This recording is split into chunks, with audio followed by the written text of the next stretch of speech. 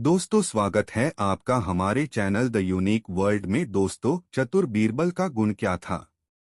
राजा बीरबल को कई बार बादशाह अकबर दरबार में ऐसे सवाल पूछ लिया करते थे जिनका जवाब देना बहुत कठिन हो जाता था, परंतु राजा बीरबल अपनी बुद्धिमानी से प्रसिद्ध थे। इस कारण वह सभी प्रश्नों का उत्तर आसानी से दे देते थे। दोस्तों, अकबर और बीरबल के कुछ ऐसे नए नए किस्से इस वीडियो में हम आपको सुनाने वाले हैं। वीडियो को पूरा जरूर देखें। दोस्तों, एक दिन बीरबल के स्पष्ट भाषण से बादशाह बहुत क्रुद्ध हो गए, जिस कारण चीरबल गुप्त रूप से परदेश चला गया। वहां जाकर उसने वहां के लोगों पर अपना ऐसा प्रभाव जमाया कि उस नगर के लोग उसके सेवक हो गए। एक तरफ सबका प्रेम और दूसरी तरफ बादशाह की नाराजगी को देख कर बीरबल वहीं वर्षों गुप्त वास करता रहा। इधर बादशाह की बीरबल के बिना दिनोंदिन बेचैनी बढ़ने लगी। वे बीरबल की तलाश में सब तरफ अपने दूतों को भेजे, परंतु बीरबल का किसी से सच्चा समाचार नहीं मिला। उधर जब बीरबल को बादशाह के बेचैनी का समाचार मिला तो वह बादशाह से मिलने के लिए बहुत उत्सुक हुआ और योगी का वेश धारण कर स्वयं दिल्ली पहुंचा। नगर से बाहर एक मंदिर में आसन मार कर भजन भाव करने लगा। यह हनुमान जी का प्रसिद्ध मंदिर था। वहां नित्य सैकड़ों दर्शनार्थी आया करते थे। उनकी दृष्टि बराबर बीरबल पर पड़ती, परंतु बीरबल किसी से कुछ बोलता नहीं था। वह चुपचाप आसनमार ईश्वर का गुणगान करता रहा। उसकी ईश्वर में ऐसी निष्ठा देख सबका ध्यान उस योगी के तरफ आकृष्ट हो गया और वे आते जाते बीरबल को दंड प्रणाम करने लगे। बीरबल तो नगर के बहुतेरे गण्यमानों के नाम से परिचित ही था, इसलिए प्रसंग चलने पर बड़ी सरलता से उनका नाम ले लेकर संबोधन करता। इससे लोगों पर उसके सिद्धताई था। दूसरे, वे बीरबल के रहते हिंदू धर्म के प्रतिकूल कोई काम भी नहीं कर सकते थे, जिस कारण वे भीतर भीतर बीरबल से बहुत द्वेष रखते थे। एक दिन मुसलमानों ने गुट बांध कर बादशाह का बीरबल से अविश्वास कराने का प्रण किया। वे झूठा झूठा फरेब रचकर दावा दायर करने लगे, परंतु बीरबल अपने बुद्धि और विचार के बल से उनकी किल्ली लगने नहीं देता था। ऐसा सोच समझकर न्याय करता कि मुसलमान लोग दांतों तले अंगुली दाबकर रह जाते। बादशाह को मुसलमानों की ऐसी अनीति बहुत खलती थी, परंतु फिर भी उनको छेड़ता नहीं था। एक दिन उसके मन में यह बात आई कि इन सब फसादों का एकमात्र कारण बीरबल का हिंदू होना ही है। यदि वह किसी प्रकार समझा बुझाकर मुसलमान बना लिया जावे तो फिर उससे मुसलमानों की बगावत मिट जावे। ऐसा निश्चय कर बादशाह ने बीरबल को मुसलमान बनाने की एक सरल युक्ति ढूंढ निकाली। वह जब महल में भोजन करने जाता तो बीरबल को भी भोजन करने के लिए आग्रह करता, परंतु बीरबल कोई न कोई युक्ति लड़ाकर उसे टाल देता था। इस प्रकार बादशाह को आग्रह करते और बीरबल को टालते कई महीने व्यतीत हो गए। न बीरबल उनके साथ भोजन करने जाता और न बादशाह की मंशावर आती। एक दिन बीरबल अपने कार्यों में दत्तचित्त होकर लगा हुआ था। इसी बीच बादशाह ने कहा, बीरबल कल दोपहर में यहीं भोजन करना। बीरबल ने सपर बिना विचार किए ही कामों की विशेषता के कारण हामी भर ली। वह उत्तर देने में चूक गया। बीरबल में इस बात की बड़ी विशेषता थी कि वह भरसक अपनी बातों को निभाने की कोशिश करता था। इस बात को बादशाह भी भली भांति जानते थे। बीरबल ने मेरा निमंत्रण स्वीकार कर लिया। इस बात को सोचकर बादशाह को बड़ी प्रसन्नता हुई। वे अपने बड़े दो मुसलमान दरबारियों को इसकी बधाई भेज दी। वे मुसलमान दरबारी भी ऐसा कह दो कर फूले नहीं समाते थे कि कल बीरबल मुसलमानी मजहब स्वीकार करेगा। इससे बढ़कर उन मुसलमान दरबारियों को और कौन सी शुभ सूचना हो सकती थी। 2 घंटे की कड़ी परिश्रम के पश्चात बीरबल अपने कामों से अवकाश पाकर वहीं लेट गया। उसी समय उसके साथ का एक हिंदू कर्मचारी बोला, दीवान जी, आज हम आपने बिना विचार किए ही बादशाह के सामने ऐसी कठिन प्रतिज्ञा कैसे कर लो। अब बीरबल का होश ठिकाने आया। उसके आंखों के सामने अंधेरा छा गया। मन ही मन विचार करने लगा, तो क्या कल मुझे मुसलमान बनना पड़ेगा? क्या मेरी इतनी दिनों की सब कीर्तियों के विलीन होने का समय आ गया? मैं अपने जात बिरादरी के लोगों की गालियां और तानाजनी को कैसे सहन कर सकूंगा? बादशाह के साथ भोजन कर लेने के पश्चात हिंदू जनता को फिर मैं अपना कौन सा मुंह दिखलाऊंगा? ऐसी अनेकों कल्पनाएं एक साथ हो उत्पन्न होकर बीरबल को हतबुद्धि बना दर दी और उसका दिमाग ऐसा व्यथित हो गया कि फिर काम करने का उसे साहस न हुआ। घर पहुंचकर भी उसका मन चल ही रहा। इस चिंता के गहरे आघात से उसे शाम को क्षुधा भी न लगी और न रात्रि में खूंखार निद्रा ही आई। एकदम अचेतन अवस्था में ही तमाम रात व्यतीत हो गई। मारे लज्जा के अपने घर वालों से भी कुछ कहते नहीं बना।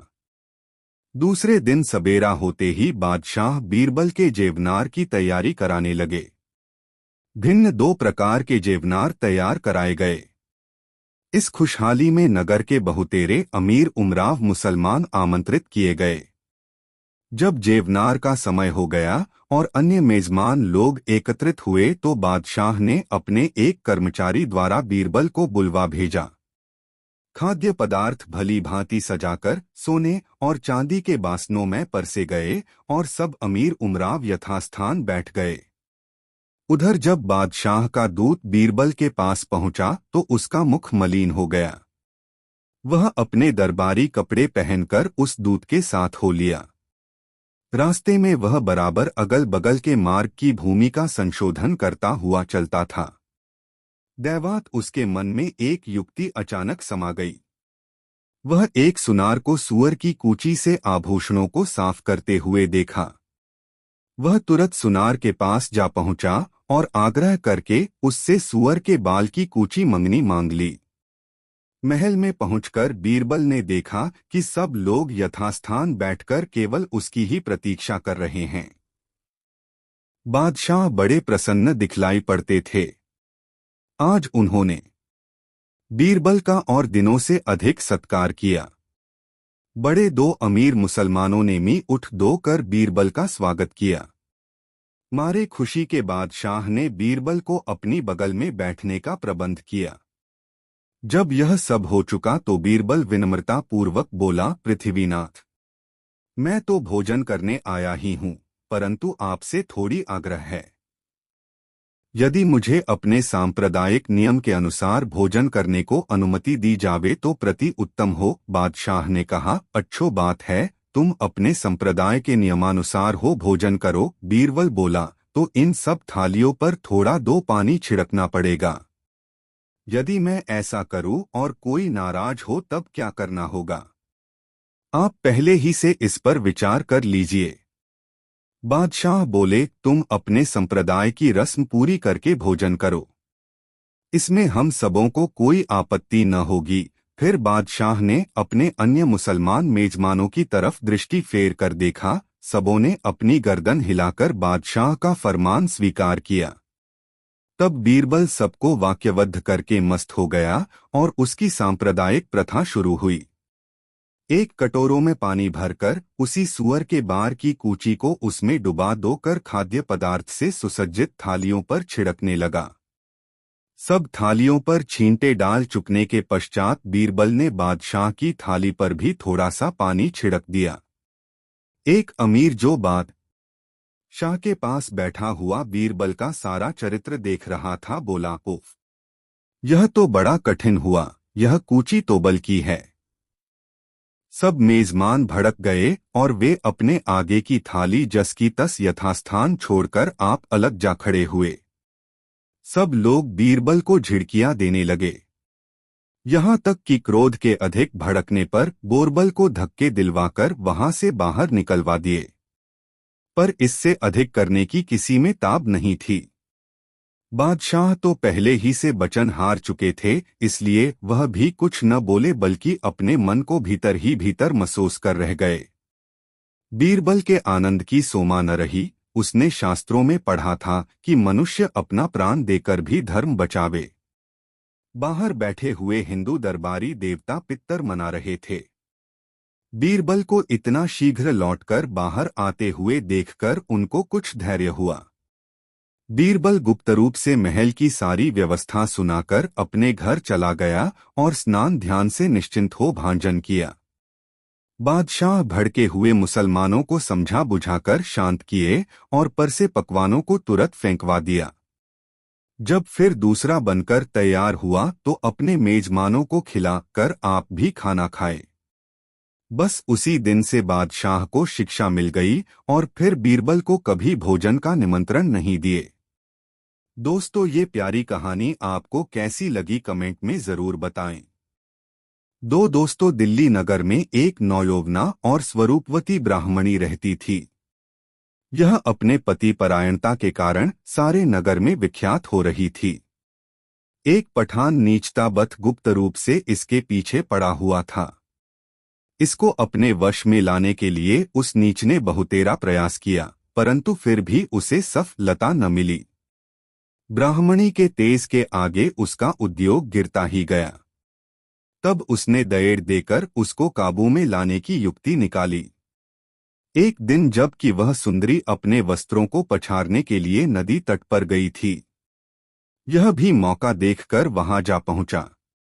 वहां और किसी को न देखकर गुप्त रूप से उसके तट पर पड़े वस्त्रों में थोड़ा सा मांस बांध एक चौकीदार को घूस देकर झूठा मामला खड़ा किया और वह चौकीदार को सिखला पढ़ाकर भेजा कि वह उस सुशीला पर एक पठान के यहाँ से मांस खरीदने का अभियोग लगाकर उसे गिरफ्तार कर लें। जब वह स्त्री अपने कपड़े पछाड़कर बाकी सूखे कपड़ों को उठाया तो उसमें मांस के टुकड़े बंधे हुए देखकर आश्चर्यचकित हो गई। तत्क्षण उस चौकीदार ने उसे जाकर गिरफ्तार कर लिया और बोला, तू मांस भक्षण करती है, इस कारण तुझे बादशाह के पास चलना पड़ेगा। वह एक तरफ तो तुम्हारी धर्म रक्षा का इतना प्रबंध करते हैं, दूसरी तरफ तू गुप्त रीति से मांस भक्षण करती है और फिर धोखा देकर अपने जात बिरादी के लोगों को ठगती फिरती है। सिपाही को ऐसा अपवाद लगाते देखकर विचारों अबला किंकर्तव्य विमूढ़ होकर चुप रह गई। इसी बीच वह दुष्ट पठान जो छिपकर सब देख रहा था चौकीदार के पास उस स्त्री का पक्षपाती बनकर आया और उससे उसको छोड़ देने का अनुनय विनय करने लगा। वह वाला, चौकीदार साहब, आप इस स्त्री को छोड़ दीजिए, इसने यह मांस मुझसे खरीदा था। यदि बादशाह को यह बात मालूम हो जाएगी तो वह इसके बदले मुझे दंड देंगे। आप जानते ही हैं कि मैं एक कुटुंबी आदमी हूं। मेरे कैद हो जाने से मेरे बाल बच्चे भूखों मरने लग जाएंगे। इसलिए आप मेरी दीनता की तरफ ध्यान देकर इस मामले को यहीं पर दबा दीजिए, वरना बादशाह मुझे इस मामले में अपराधी पाकर मुझे फांसी दिला देंगे। चौकीदार उसकी एक बात भी न सुनी, वह तो पहले ही से सिखला पढ़ाकर ठीक किया गया था। दोनों को पकड़कर बादशाह के पास ले गया और बोला, पृथ्वीनाथ, आज यह स्त्री इस पठान से मांस खरीदकर घरवालों से छिपा नदी के किनारे बैठकर भक्षण कर रही थी। इसका दोनों चरित्र मैंने अपनी आंखों देखा है, इसलिए हुजूर के पास पकड़ लाया हूं कि इसको उचित दंड दिया जाए।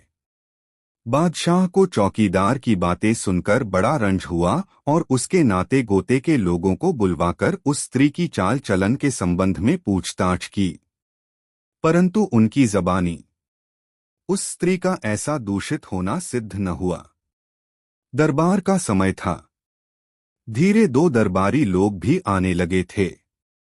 इस बात को सुनकर सभी लोग चकित हो गए। किसी को उस स्त्री का ऐसा दूषित स्वभाव होना संभव नहीं जान पड़ता था, परंतु कोई उसकी शुद्धता का भी कोई निश्चित प्रमाण देने को प्रस्तुत न था। आखिरकार बादशाह ने उसके ब्राह्मण पति को बुलचाकर बोला, जैसा कि यह चौकीदार बयान करता है उस हिसाब से यह स्त्री भ्रष्टा हो चुकी है, अतएव इसे इस पठान को दे देना चाहिए और पठान को यह सजा दो जाती है कि वह इसके बदले 700 रुपये इसके विवाहिता पति को दंड स्वरूप देवे। बादशाह के ऐसे न्याय को सुनकर विचारी पतिपरायणा ब्राह्मणी सूखकर कांटा हो गई। फिर अधिक क्या लिखें पाठक, एक सती साध्वी का ऐसा अपमान होने पर कैसी दशा होगी स्वयं अनुमान कर सकते हैं। एकदम न्याय का गला घोंटा जाने लगा। दयालु ईश्वर की सत्ता स्थिर न रह सकी। सुदर्शन चक्रधारी की प्रेरणा से कई ब्राह्मण इस बात की फरियाद लेकर बीरबल के पास गए। बीरबल को अन्याय सहन नहीं होता था, इसी कारण वह अपने पर जोखिम उठाकर भी अन्याय को रोकता था। वह अपना घगलू काम उसी क्षण बंद कर दिया और कपड़े पहन उन ब्राह्मणों को साथ लेकर दरबार में हाजिर हुआ। बीरबल ने बारी बारी से पठान, चौकीदार तथा उस ब्राह्मणी का बयान लिया, फिर स्त्रों से यो पूछा, भगने घर से निकलते वक्त कुछ खाया था या यूं ही नदी के तट पर कपड़े पछाड़ने के लिए चली आई थी? इसका प्रमाण कोई दे सकती हो तो बतलावो। सुशीला ने उत्तर दिया, मेरी सास ने मुझे दूध और रोटी दिया था, बस उसी को खाकर घर से निकली थी। बीरबल ने कहा, बहुत अच्छा, थोड़ी देर एक जगह बैठकर तब तक विश्राम करो, मैं इसकी जांच कराऊंगा। बीरबल ने एक चपरासी को भेजकर एक विख्यात वैद्य को बुलवाया। जब वह हाजिर हुआ तो बोला, वैद्य जी, इस स्त्री को ऐसी दवा खिलावो जिससे इसे वमन हो जावे। वैद्य ने वमन होने की एक गोली खिलाई, जिसके खाने के थोड़ी देर बाद ही उस स्त्री का खूब बमन हुआ। बमन का भली माती निरीक्षण करने पर उसमें दूध रोटी के अतिरिक्त मांस का एक टुकड़ा भी नहीं निकला। इस दृश्य को देखने के साथ ही सबको उस स्त्री की पवित्रता पर विश्वास हो गया। झूठा दोषारोपण के अपराध में पठान और सिपाही दोनों ही दंडित किए गए। स्त्री को उसके पति के हवाले किया गया। बीरबल की इस अनुपम चातुर्यता का लोगों पर गहरा प्रभाव पड़ा और वे एक स्वर से बीरबल की प्रशंसा करने लगे। दोस्तों, इस वीडियो को एक लाइक जरूर कर दे। 3 दोस्तों दिल्ली नगर में एक बड़े सुप्रतिष्ठित और विद्वान ब्राह्मण रहते थे। उनके श्रेष्ठाचरण से दरबार में उनका बड़ा सम्मान था।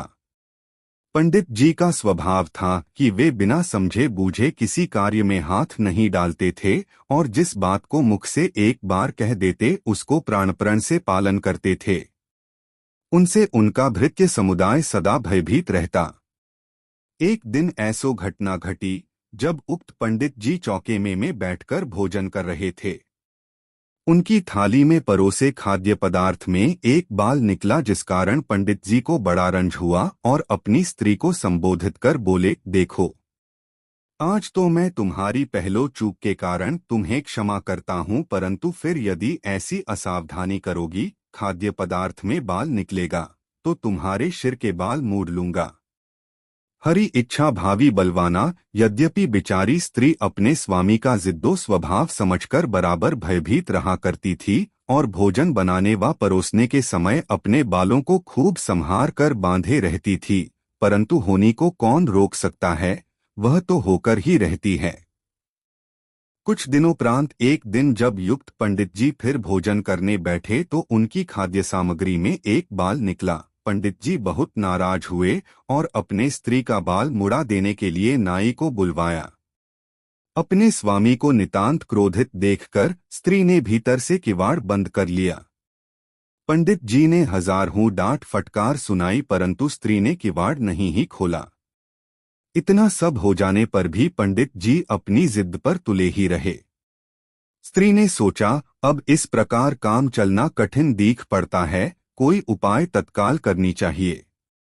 उसने एक आदमी को पोहर भेजकर अपने भाइयों को सहायता के लिए बुलवाया। उसके 4 भाई थे।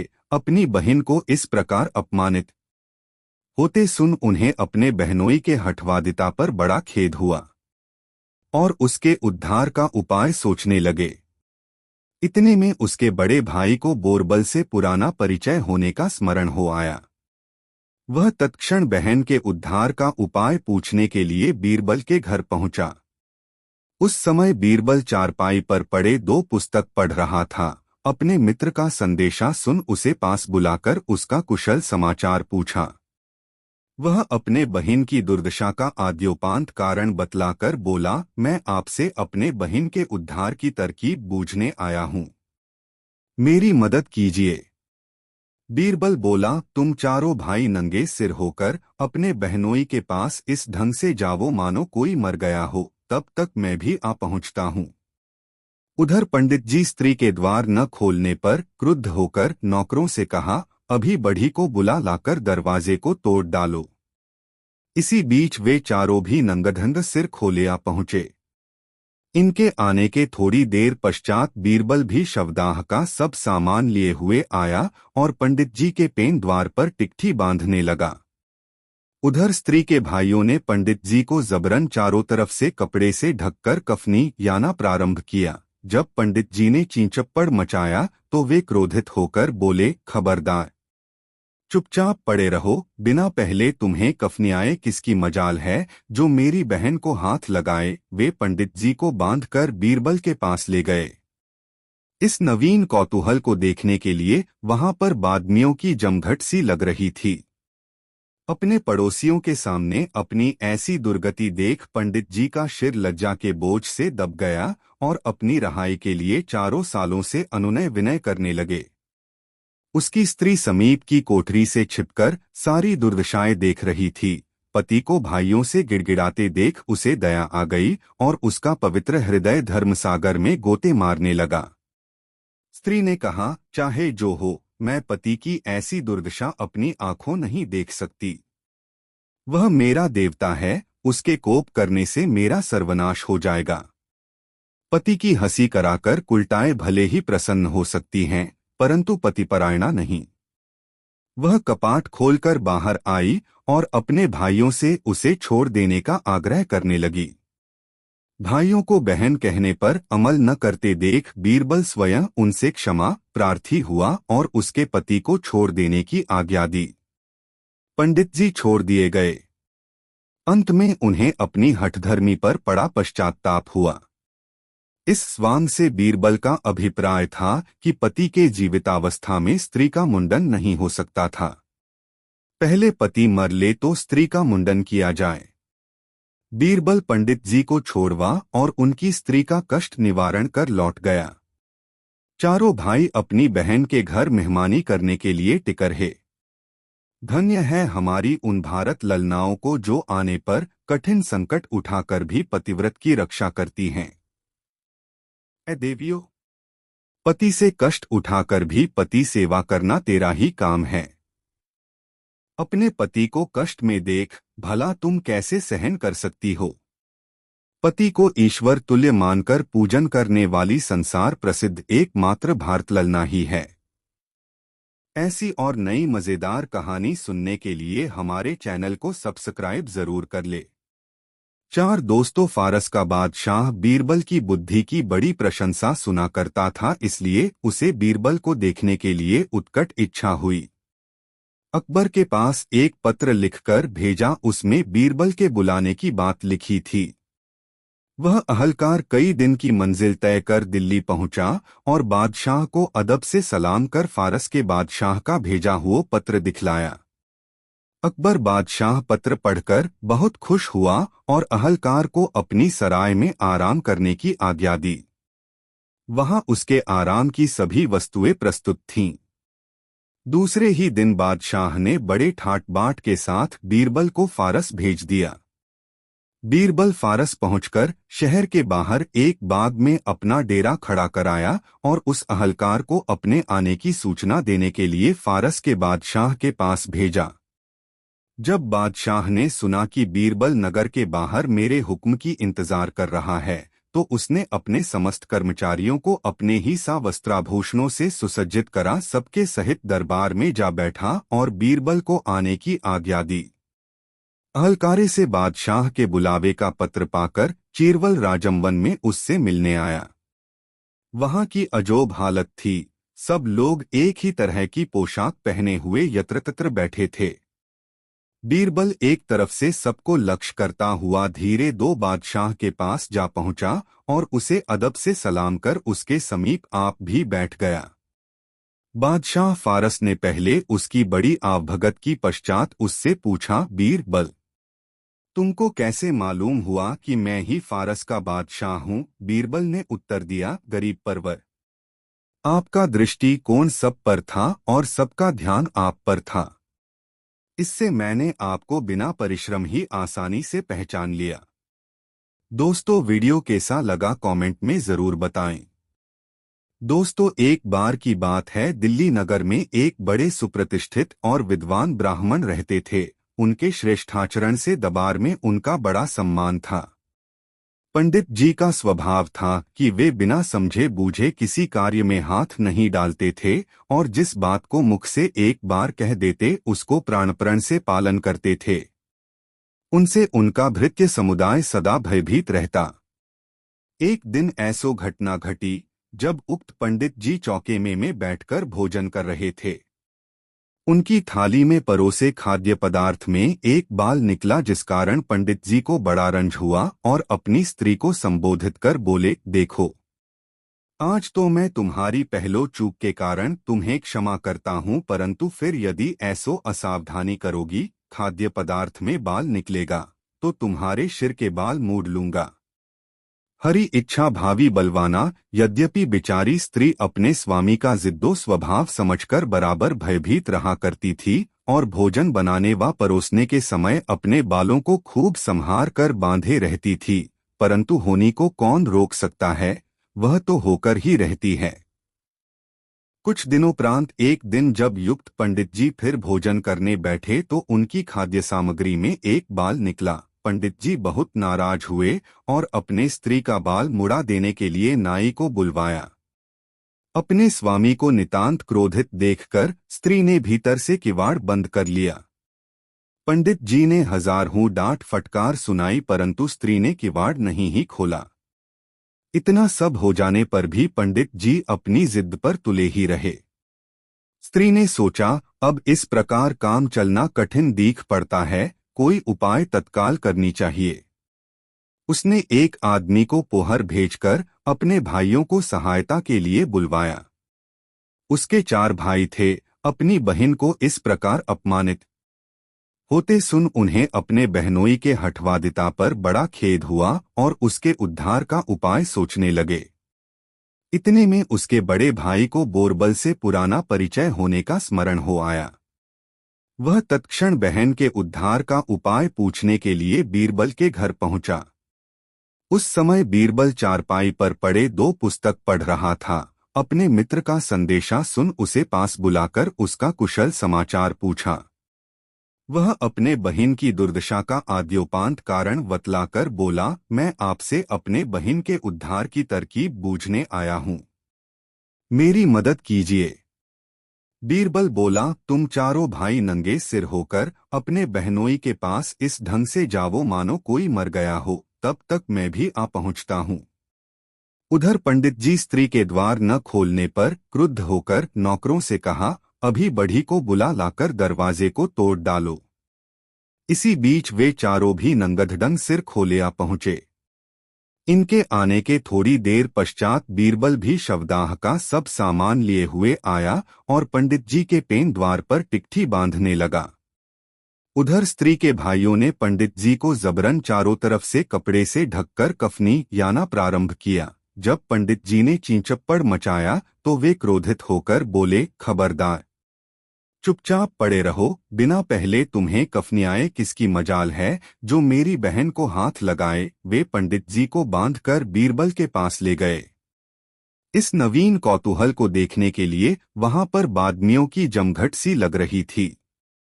अपने पड़ोसियों के सामने अपनी ऐसी दुर्गति देख पंडित जी का सिर लज्जा के बोझ से दब गया और अपनी रहाई के लिए 4 सालों से अनुनय विनय करने लगे। उसकी स्त्री समीप की कोठरी से छिपकर सारी दुर्दशाएं देख रही थी। पति को भाइयों से गिड़गिड़ाते देख उसे दया आ गई और उसका पवित्र हृदय धर्मसागर में गोते मारने लगा। स्त्री ने कहा, चाहे जो हो, मैं पति की ऐसी दुर्दशा अपनी आंखों नहीं देख सकती। वह मेरा देवता है, उसके कोप करने से मेरा सर्वनाश हो जाएगा। पति की हंसी कराकर कुलटाएं भले ही प्रसन्न हो सकती हैं, परंतु पतिपरायणा नहीं। वह कपाट खोलकर बाहर आई और अपने भाइयों से उसे छोड़ देने का आग्रह करने लगी। भाइयों को बहन कहने पर अमल न करते देख बीरबल स्वयं उनसे क्षमा प्रार्थी हुआ और उसके पति को छोड़ देने की आज्ञा दी। पंडित जी छोड़ दिए गए। अंत में उन्हें अपनी हठधर्मी पर बड़ा पश्चात्ताप हुआ। इस स्वांग से बीरबल का अभिप्राय था कि पति के जीवितावस्था में स्त्री का मुंडन नहीं हो सकता था। पहले पति मर ले तो स्त्री का मुंडन किया जाए। बीरबल पंडित जी को छोड़वा और उनकी स्त्री का कष्ट निवारण कर लौट गया। चारों भाई अपनी बहन के घर मेहमानी करने के लिए टिक रहे। धन्य है हमारी उन भारत ललनाओं को जो आने पर कठिन संकट उठाकर भी पतिव्रत की रक्षा करती हैं। ए देवियों, पति से कष्ट उठाकर भी पति सेवा करना तेरा ही काम है। अपने पति को कष्ट में देख भला तुम कैसे सहन कर सकती हो। पति को ईश्वर तुल्य मानकर पूजन करने वाली संसार प्रसिद्ध एकमात्र भारत ललना ही है। दोस्तों, वीडियो को लाइक जरूर कर दे और कमेंट में बताएं कहानी कैसी लगी। ऐसा देखा जाता है कि बादशाह को हंसी मजाक से बड़ा प्रेम था। इसी कारण बात बात में उससे और बीरबल से हंसी हो जाया करती थी। हंसी हंसी में अक्सर बादशाह क्रुद्ध भी हो जाता, परंतु बीरबल कभी क्रोधित नहीं होता था। इस बात को मन में विचार कर बादशाह ने बीरबल को क्रोधित करने की एक नई युक्ति निकाली। वह बोला, बीरबल गाय राधत। तब उत्तर में बीरबल ने कहा, बादशाह शूकर रांधत। बीरबल तो बादशाह के मुख से उपरोक्त पहेली के निकलते ही उसका अर्थ समझकर क्रोधित न हुआ, परंतु बादशाह क्रोधित हो गया और बीरबल से बोला, तुम मुझे मजाक के बहाने शूकर खिलाते हो। तब बीरबल बोला, आप भी तो मुझको गाय खिलाते हैं। बादशाह अपने काफिये का अर्थ बदल कर बोला, मैं तो तुम्हें राधते वक्त गाने को कहा था। बीरबल ने उत्तर दिया, गरीब परवर, भला मैं शूकर राधने को कब कहा था। मैं तो कह रहा था कि बादशाह शूकर रखाए, यानी आप शुक तोते की रखवाली करते हैं। आप बिना अर्थ समझे अकारण क्रोधित होते हैं। बादशाह निरुत्तर हो गया। दोस्तों, कहानी कैसी लगी कमेंट में जरूर बताएं। एक गांव में एक चालाक दादा रहते थे जिनका नाम रामलाल था। वे गांव के सबसे बुद्धिमान और चतुर व्यक्ति थे। उनके पास एक पोता था जिसका नाम श्यामलाल था। श्यामलाल भी अपने दादा की तरह ही चतुर और होशियार था। एक बार श्यामलाल ने अपने दादा से पूछा, दादा, हमें एक नया खेत का क्या बुआई करना चाहिए। रामलाल ने हंसते हुए कहा, श्यामला, हम इस बार अनोखी बुआई करेंगे। हम अंडे बुआएंगे। श्यामलाल को इस विचार से हैरानी हुई, लेकिन उसने अपने दादा के साथ मिलकर उनकी इस अजीब बुआई को आगे बढ़ाया। उन्होंने एक छोटे से प्रायोगिक बाल्टी को खोदा और उसमें अंडे रखे। फिर उन्होंने उसे धूप में रख दिया। कुछ ही दिनों में उन अंडों से छोटी चिड़ियों ने जन्म लिया। वे चिड़िया किसी विचार में अपनी नई माता की उत्साहित हो गईं। जैसे ही यह खबर गांव के लोगों तक पहुंची, सभी चौंक गए। वे रामलाल और श्यामलाल के घर पहुंचे और अपनी आंखों का विश्वास नहीं कर पाए कि कैसे अंडों से चिड़ियों ने जन्म लिया।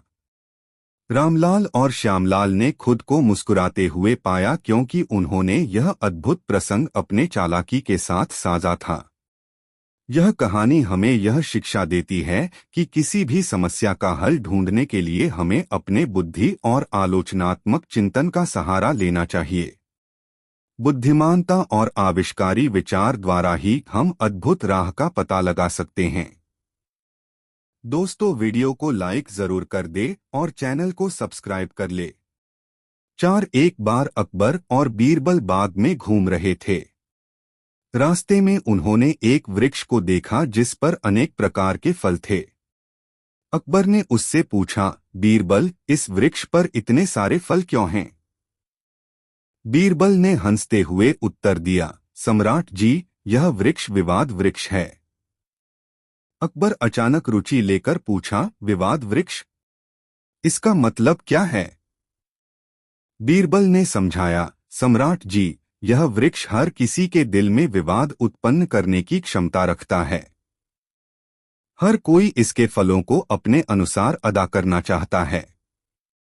अकबर ने इसे प्रमाणित करने के लिए एक प्रस्ताव दिया। ठीक है, हम इस विवाद वृक्ष से फल तोड़ेंगे और उन्हें जो भी अधिकारी हमें उपहार में सबसे अधिक मूल्यवान फल प्रदान करेंगे, हम उसे बड़ा उपहार देंगे। बीरबल ने सहमति दी और उन्होंने विवाद वृक्ष से एक साथ ही 3 फल तोड़ लिए। अकबर ने पहले अपना फल दिखाया जो उत्तम गुणवत्ता का था, फिर बीरबल ने अपना फल दिखाया जो भी बहुत ही सुंदर और मीठा था। फिर तीसरा अधिकारी जो किसी कारणवश अब तक खुश नहीं था, उसने अपना फल दिखाया। उसका फल काफी सौंदर्यपूर्ण था, लेकिन जब अकबर ने उसे खोला तो उसमें से कीड़े निकल आए। अकबर ने बीरबल से पूछा, इस फल में क्या है? बीरबल हंसते हुए बोले, सम्राट जी, यह वृक्ष विवाद वृक्ष है और यह फल भी उसी की तरह है, सुंदरता के बाहर से लेकिन अंदर कीड़ों से भरा हुआ।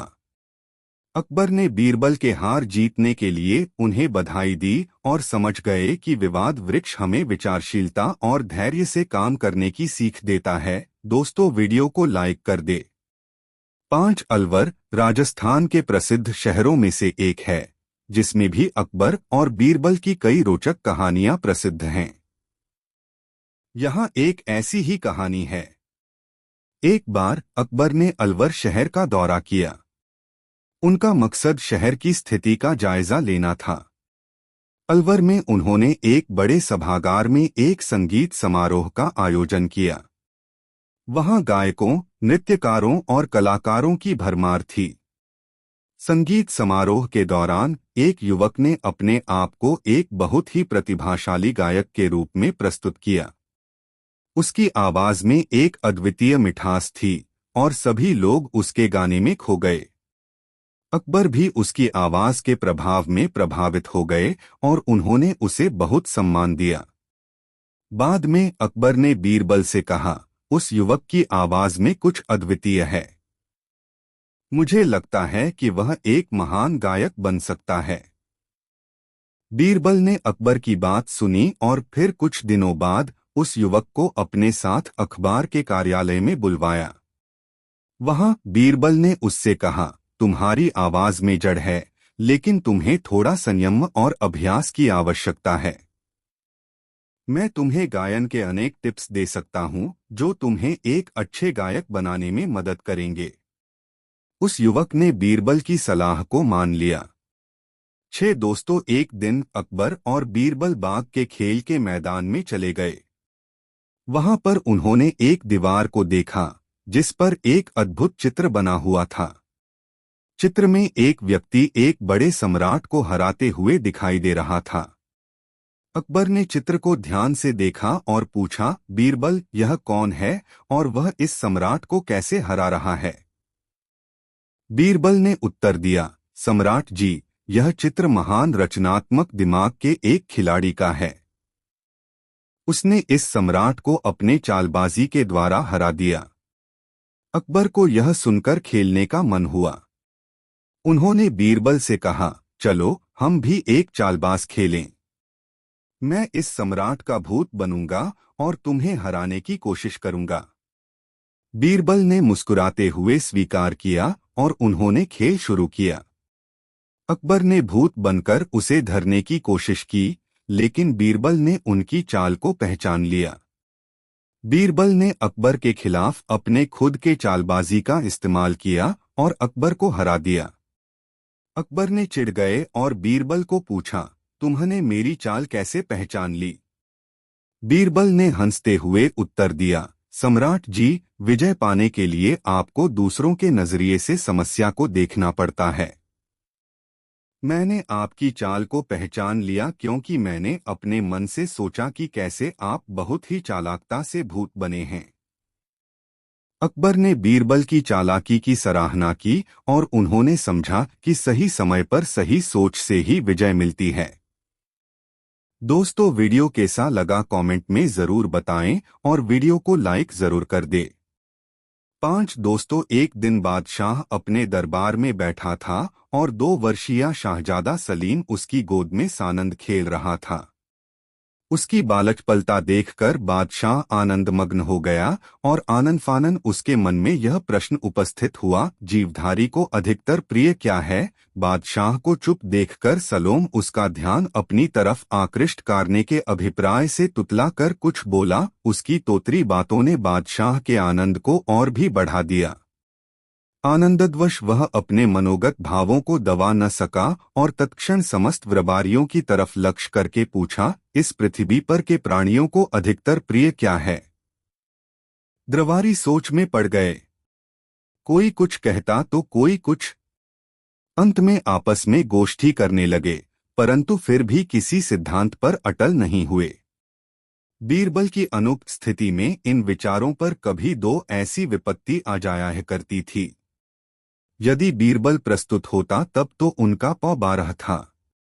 बादशाह भी बीरबल के रहते ऐसी दो बातें किसी दूसरे दरबारी से कभी न पूछता था। आज की सभा में बोरब न था, जिस कारण इनके ऊपर ऐसी आफत आई। कुछ देर सोच समझ लेने के बाद सर्वसम्मति मिलाकर एक वृद्ध दरबारी बोला, पृथ्वीनाथ अधिकतर प्रिय लड़का होता है। दरबारियों ने आपस की गोष्ठी से निश्चित किया था कि इस समय बादशाह लड़के को गोद में लिए हुए खिला रहा है, अतएव उसके प्रश्न का इशारा लड़के की तरफ ही है। बादशाह उस समय वृद्ध दरबारी का उत्तर स्वीकार कर लिया और सभा बर्खास्त हुई। बीरबल राजकीय कार्य से कहीं बाहर गया था। वह बात दूसरे ही दिन आ पहुंचा।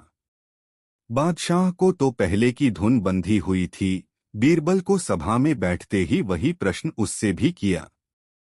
वह बोला, गरीब परवर प्राणी को अपना जीव सबसे अधिक प्यारा होता है। इसकी तुलना और किसी से नहीं की जा सकती, चाहे वह अपना कितना ही सगा संबंधी क्यों न हो। तब बादशाह अपने दरबारियों का मान रखने के लिए बीरबल की बात काटकर कहा, तुम्हारा कहना गलत है।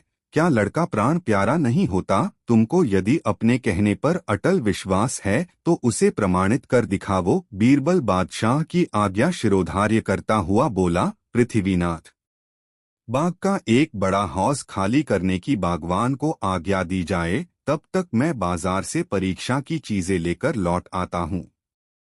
आप सभासदों सहित बाग में उपस्थित रहे, वहीं पर मैं इस बात को प्रमाणित करके दिखलाऊंगा।